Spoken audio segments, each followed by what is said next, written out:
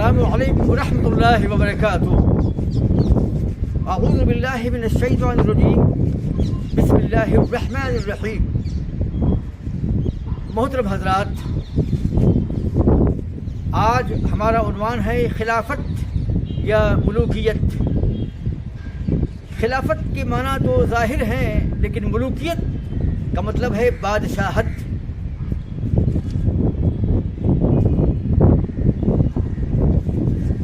جمہور کا اتفاق اس بات پر ہے،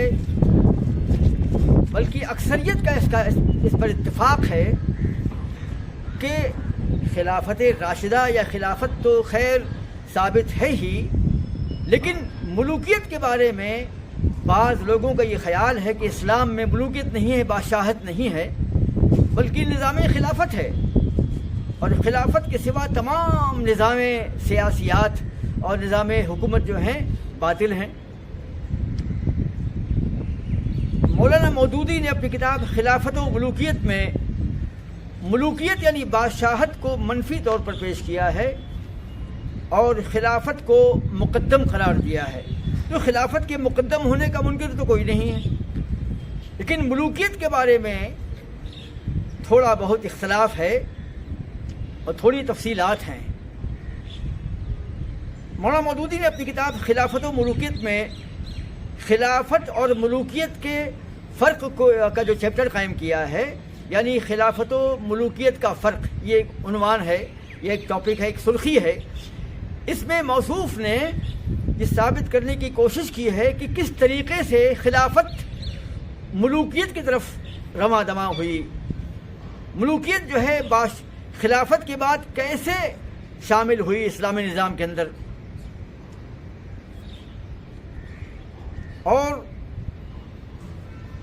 انہوں نے کچھ دلائل پیش کرنے کی کوشش کی ہے جو خلافت ملوکیت کو یعنی بادشاہت کو منفی ثابت کرتے ہیں، نیگیٹو ثابت کرتے ہیں۔ اور یہ انہوں نے فرمایا کہ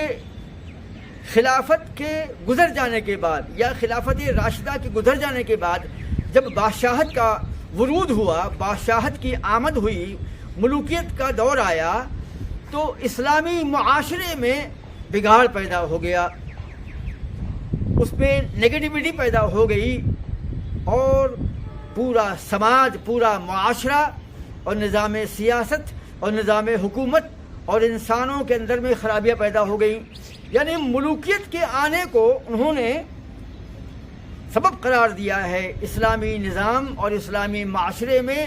منفی اثرات کے پیدا ہو جانے کا، جبکہ ایسا بالکل نہیں ہے۔ تمام ائمہ اور علماء و محدثین کا یہ موقف اس کے خلاف ہے،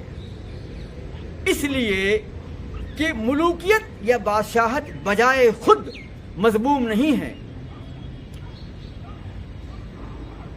اور جو بگاڑ آتا ہے سماج میں، معاشرے میں، یہ دراصل ایک تدریجی تنزل ہے، ایک تدریجی یا ارتقائی تنزل یا ارتقائی گراوٹ ہے، جس کے طبعی اور داخلی و خارجی اسباب کی بنا پر سماج میں یا معاشرے میں یا نظام سیاست میں تغیرات پیدا ہوتے ہیں، تبدیلیاں پیدا ہوتی ہیں، اور یہ تدریجی تنزل جو ہے سماج میں پیدا ہوتا ہے، لوگوں میں پیدا ہوتا ہے، زمانے میں پیدا ہوتا ہے۔ بذات خود بادشاہت کوئی ایسی شے نہیں کہ بادشاہت آ گئی خلافت کے بعد تو معاشرے میں تدریجی یعنی درجہ بدرجہ واقع ہونے والا تنزل یا زوال یا گراوٹ، ایسا کچھ بھی نہیں ہے، بلکہ یہ ایک لازمی یہ جزو لا ينفک ہے کہ سماج میں تدریجی و ارتقائی تنزل تو ہوگا، اور یہ تدریجی تنزل جب ہوگا تو نظام حکومت، نظام سیاست، نظام معاشرت، معیشت اور سیاست تمام اور انسانی زندگیوں کے اندر میں تغیر اور تبدیلیاں واقع ہوں گی۔ اگر خلافت نہیں جاتی اور ملوکیت نہ بھی آتی اور خلافت راشدہ باقی رہتی، تب بھی یہ تدریجی تنزل باقی رہتا، یہ تدریجی اور ارتقائی نیگیٹو جو تنزل ہوا ہے، زوال ہوا ہے، یہ پیدا ہو کے رہتا۔ خلافت راشدہ اس کو روک نہیں پاتی۔ کیونکہ یہ تدریجی تنزل، یہ گراوٹ جو ہے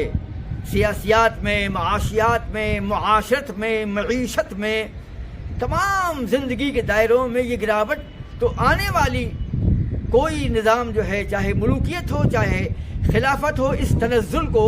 اس ارتقائی یا تدریجی تنزل کو روک نہیں سکتی ہے۔ ثبوت،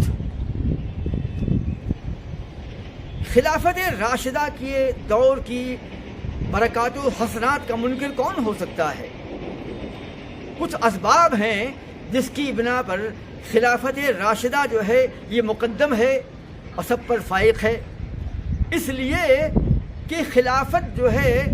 دور نبوت سے بالکل ملحق ہے، مربوط ہے، یعنی نبوت کے بعد، اللہ کے رسول کے بعد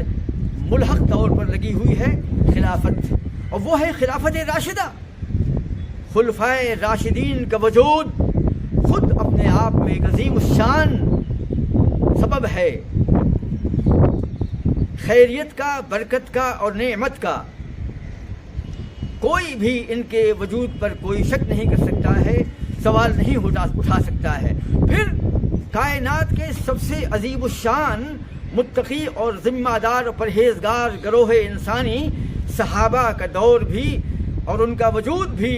اللہ کے رسول کے بعد کے اس دور میں یعنی خلافت راشدہ میں پایا جاتا ہے۔ ان کی صالحیت، ان کی خیر و برکت پہ کون سوال کر سکتا ہے؟ پھر ملوکیت اور بادشاہت بھی نہیں تھی اس عہد خلافت میں۔ خلافت راشدہ میں 4 خلیفاؤں کے دور میں بادشاہت بھی نہیں تھی، ایک یہ فائدہ۔ اور پھر اللہ کے رسول صلی اللہ تعالی علیہ وسلم کی گواہی اور اللہ کے رسول کی تائید بھی خلافت راشدہ کے دور کو مقدس ثابت کر دیتی ہے۔ اللہ کے رسول نے کہا کہ سب سے اچھا زمانہ میرا زمانہ ہے، پھر وہ زمانہ جو اس کے بعد میں والا زمانہ ہے، پھر وہ جو اس کے بعد والا ہے، یعنی 227 سال محدثین کے مطابق تقریباً یہ زمانہ ہے۔ 227 سال کے اندر میں صحابہ، تابعین و تبع تابعین کے دور گزر جاتا ہے۔ تو اللہ کے رسول کی تائید اور تصدیق بھی اس دور کو اچھا بناتی ہے۔ تو اتنے بڑے بڑے اسباب شامل حال ہیں خلافت راشدہ کے اچھے اور پازیٹیو ہونے کے تعلق سے۔ ایک تو اللہ کے رسول سے ملحق دور، خلفائے راشدین کا وجود، صحابہ کا وجود اور ملوکیت اور بادشاہت کا نہ ہونا، اور اللہ کے رسول کی تائید صحابہ اور خلفائے راشدین کے دورہائے مقدس کے لیے۔ لیکن پھر بھی سوال ہی پیدا ہوتا ہے، صلاح الدین یوسف صاحب نے یہ تجزیہ کیا ہے، موصوف فرماتے ہیں کہ سوال یہ پیدا ہوتا ہے کہ کیا خلافت راشدہ اس تدریجی تنزل کو، اس گراوٹ کو روک پائی؟ سماج میں، نظام حکومت میں، نظام معاشرت میں، معیشت میں، معاشرت میں جو آنے والا تنزل تھا، تدریجی و ارتقائی تنزل، کیا وہ ان خرابیوں کو روک پایا؟ ملوکیت ہوتی تب بھی یہ پیدا ہونے والے تھے، اور خلافت راشدہ ہوتی تب بھی یہ پیدا ہونے والے تھے، اور خلافت راشدہ تو موجود تھی ہی، لیکن خلافت راشدہ بھی ان منفی اور اس تدریجی تنزل کو، گراوٹ کو روک نہیں پائی۔ اور خلافت راشدہ میں ہی یہ تمام خرابیاں ہم دیکھتے ہیں، جس کو مولانا مودودی نے ملوکیت کے دور میں خاص طور سے حضرت امیر معاویہ رضی اللہ تعالی عنہ کے دور مقدس کو ملوکیت کے نام سے معنون کیا ہے۔ تو دراصل ملوکیت کا وجود اور بادشاہت کا وجود یہ سبب نہیں ہے سماج میں تنزل یا گراوٹ کے آنے کا، بلکہ یہ گراوٹ اور یہ تدریجی و ارتقائی درجہ بدرجہ واقع ہونے والا تنزل، یہ گراوٹ، یہ زوال جو ہے سماج کا، معاشرے کا، نظام حکومت کا، یہ ایک لازم و ملزوم شے ہے جو زمانہ کے یعنی کہہ سکتے ہیں کہ امتداد زمانہ یا مرور ایام کی بنیاد پر یہ گراوٹیں آنے والی تھیں۔ اور بخاری کی حدیث کتاب الفتن کی اس بات پر ناطق ہے، شاہد عدل ہے، دلیل ہے، حجت ہے۔ اللہ کے رسول نے کہا کہ ایک زمانہ گزر جائے گا اے لوگو، اس کے بعد ایک زمانہ آئے گا، وہ بہت بدتر یا بہت ہی بدتر زمانہ ہوگا وہ، یعنی اللہ کے رسول نے ایک زمانے کے گزر جانے کے بعد دوسرے زمانے کی آمد کو بدتر قرار دیا ہے۔ اور محدثین نے کتاب الفتن کے اندر میں وارد ہونے والی احادیث کو مدون اور مہذب کیا ہے، اور تمام محدثین نے ان تمام احادیث کو ایک مقام پر جمع کر دیا ہے، اور یہ احادیث اکثر حضرت حذیفہ بن یمان رضی اللہ تعالی عنہ سے مروی ہیں، جو فتنے کی احادیث کے ماسٹر تھے، ماہر تھے۔ تو محدثین نے کتاب الفتن کے نام کے عنوان کے تحت، سرخی کے تحت یا اس کے باب کے تحت ان احادیث کو جمع کیا ہے جس میں تدریجی تنزل یا ارتقائی تنزل کی بنا پر سماج میں آنے والے زمانوں کی گراوٹ کا ذکر کیا ہے۔ اور فتح الباری، شرح بخاری فتح الباری میں شیخ ابن حجر اسقلانی نے کتاب الفتن کی احادیث کو نقل کرنے کے بعد وضاحت فرمائی ہے، نوٹ لگایا ہے کہ اللہ کے رسول کے بعد عہد صحابہ ہی میں وہ تنزل جو ہے شروع ہو گیا تھا، وہ زوال جو ہے تدریجی تنزل یا گراوٹ جو ہے یہ شروع ہو گیا تھا، پھر اس میں کمی و بیشی ہوتی رہی، کہیں کم کہیں زیادہ، اور قیامت تک یہ تدریجی تنزل یہ گراوٹ جو ہے سماج کی واقع ہوتی رہے گی، اور ہر آنے والا دور جو ہے ماضی کے مقابلے میں خراب سے خراب تر ہوگا۔ اور شیخ ابوالکلام آزاد نے بھی اپنی کتاب مسئلہ خلافت میں یہی بات بتائی ہے کہ تدریجی تنزل یہ زوال جو ہے یہ سماج کا ایک فطری عمل ہے، طبعی عمل ہے، اور اس کے داخلی اور خارجی اسباب کی بنا پر یہ تنزل جو ہے سماج میں پیدا ہوگا۔ اور آپ نے حضرت عثمان رضی اللہ تعالی عنہ اور حضرت علی رضی اللہ تعالی عنہ کے دور مقدس کے اندر میں ہونے والے واقعات اور بدعات و خرافات اور نظام حکومت میں اندر جو زوال پیدا ہوا اور جو خرافات پیدا ہوئیں، جو اختلافات اس کو گنوایا ہے۔ تو نظام ملوکیت جو ہے یا بادشاہت ہے، اس کا وجود جو ہے ان خرابیوں، ان گراوٹوں کا ذمہ دار بالکل نہیں ہے، بلکہ اللہ کے رسول کی حدیث کے مطابق یہ امتداد زمانہ، مرور ایام، یعنی زمانے کے گزرنے کے ساتھ ساتھ یہ تبدیلیاں، یہ گراوٹیں تو ہونے والی ہی تھیں، اور نبی کریم نے اس کی گواہی دی ہے۔ اور پھر اگر یہ کہا جائے کہ ملوکیت کی وجہ سے یہ پیدا ہو گیا، یہ تنزل، یہ تدریجی و ارتقائی تنزل جو ہے بر بنائے وجود ملوکیت ہوا ہے، بادشاہت ہوا ہے، تو ایسا بالکل نہیں ہے۔ ہم نے بھی ثابت کر دیا ہے کہ صحابہ کے زمانے میں خاص طور سے حضرت عثمان رضی اللہ تعالی عنہ اور حضرت علی رضی اللہ تعالی عنہ ان دونوں کے دوروں میں فتنے فساد شروع ہو گئے تھے، اختلافات شروع ہو گئے تھے، بدعات و خرافات شروع ہو گئی تھیں، جدل و جدال و قتال شروع ہو گیا تھا۔ تو خلافت راشدہ کہاں روک پائے ان باتوں کو؟ لہذا ملوکیت کو اور بادشاہت کو جو ہے ان گراوٹوں کا ذمہ دار قرار نہیں دیا جائے گا، اور اللہ کے رسول نے کہیں پر بھی ملوکیت کو خراب نہیں کہا ہے، بادشاہت کے نظام کو خراب نہیں کہا ہے، بلکہ اللہ کے دین میں ماضی میں جو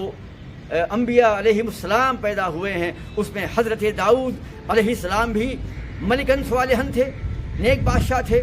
ان کے بیٹے حضرت سلیمان بھی بادشاہ تھے، سکندر ذوالقرنین بھی ایک بادشاہ تھا، طالوت بھی ایک بادشاہ تھے، اور اللہ نے قرآن عظیم میں بادشاہت کی تعریف کی ہے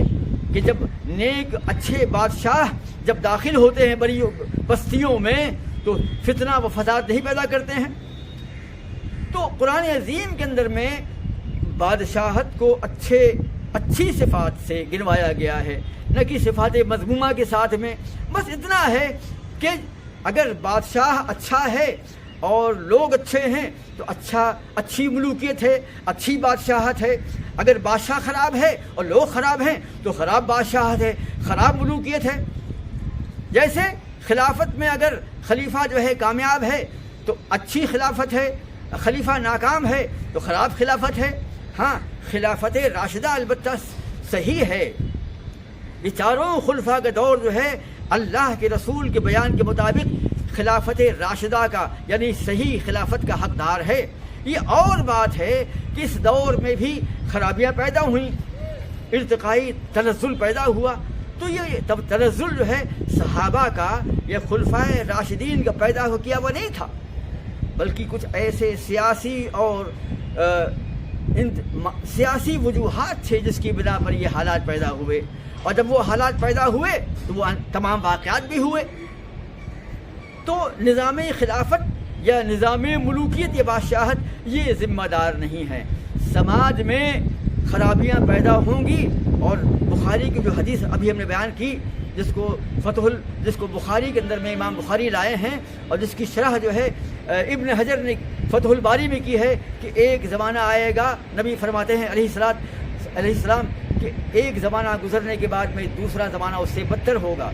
اور حضرت علی ابن خلدون نے اپنے مقدمہ ابن خلدون میں فرمایا ہے کہ حضرت علی رضی اللہ تعالی عنہ کے ایک مصاحب نے کہا، اے علی، کیا وجہ ہے کہ آپ کے دور میں اتنا بڑا اختلافات پیدا ہو گئے؟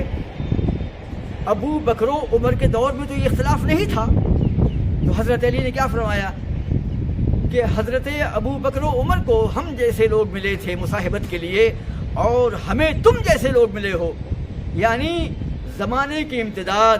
اور مرور ایام، زمانے کی بیتنے کے ساتھ ساتھ نظام معیشت، نظام سیاست، نظام حکومت اور افراد کے اندر تبدیلیاں اور تغیرات تو ہونے والے تھے۔ لہٰذا جب لوگ اچھے تھے، صدیق اکبر فاروق اعظم کا دور جو ہے اللہ کے رسول کے دور سے قریب تھا، لہٰذا وہاں کی برکات و حسنات و خیرات اور نعمتیں عظمتیں الگ ہیں۔ لیکن حضرت عثمان غنی اور حضرت علی کے زمانے میں فساد شروع ہو گیا۔ اس کے ذمہ دار یہ دونوں ہرگز نہیں تھے، وہ حالات تھے۔ سماج میں ہونے والا وہ تدریجی تنزل و ارتقائی تنزل تھا، گراوٹ تھی، جو اللہ کے رسول نے کہا ہے کہ وہ ہو کے رہے گا۔ لہٰذا یہ خیال ہی غلط ہے کہ اسلام میں ملوکیت یا بادشاہت جو ہے غلط نظام ہے، اور اس کے آنے سے نظام حکومت میں خرابی آئی، ایسا بالکل نہیں ہے۔ صلاح الدین یوسف نے خلافت و ملوکیت کی شرعی حیثیت کے اندر میں مولانا مودودی کی اس سوچ کا کھنڈن کیا ہے، اس کی تردید کی ہے، اور ثابت کیا ہے کہ بذات خود جو ہیں خلافتیں یا بادشاہتیں جو ہیں یہ پیمانہ نہیں ہیں نظام حکومت کے اچھے یا خراب ہونے کا، ورنہ حضرت علی کی ذات جو ہے معرض خطر میں آئے گی، عثمان غنی کی ذات بھی معرض خطر میں آئے گی، اور یہ دونوں بھی مقدس خلیفہ راشد ہیں، ان پر ہم اعتراض نہیں کر سکتے ہیں۔ لہٰذا ہم مسلمانوں کو جو ہے یہ بالکل نہیں کہنا چاہیے۔ قرآن عظیم میں اللہ نے حضرت داؤد، حضرت سلیمان اور سکندر ذوالقرنین اور طالوت کی بادشاہتوں کا ذکر کیا ہے اور ان کی تعریف کی ہے، اور آنے والے ویڈیوز کے اندر میں ہم بخاری کی حدیث بتلائیں گے کہ اللہ کے رسول نے بادشاہت کے لیے اور بادشاہ کا خواب دیکھنے کے وقت میں کتنے اچھے جذبات کا اظہار فرمایا ہے۔ لہٰذا ہم مسلمانوں کو چاہیے کہ ہم حضرت امیر معاویہ رضی اللہ تعالی عنہ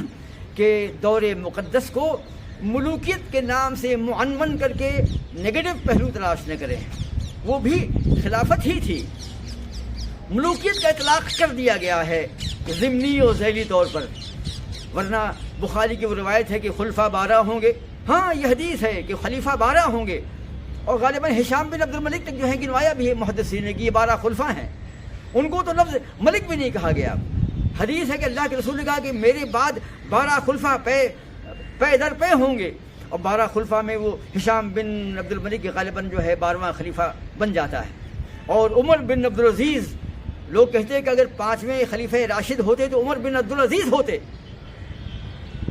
جبکہ وہ خلافت راشدہ سے ہٹ کر کے ہیں، لیکن آپ کا دور مقدس کتنا مقدس تھا، اللہ اکبر، کون ان کی ذات پر شک کر سکتا ہے؟ تو وہ بھی تو ملک میں آتے ہیں، ملک میں آئے یا خلیفہ میں آئے کوئی فرق نہیں پڑتا ہے۔ تو فی نفس ہی علی حد ذات ہی نظام ملوکیت یا نظام بادشاہت کو مذموم کہنا جو ہے یہ قرآن و سنت کی تعلیم کے خلاف ہے۔ اللہ تعالی ہمیں توفیق عطا فرمائے۔ حضرات، ہم تمام ناظرین سے گزارش کرتے ہیں کہ وہ ہمارے ویڈیوز کو سبسکرائب کریں اور شیئر کرتے رہیں۔ السلام۔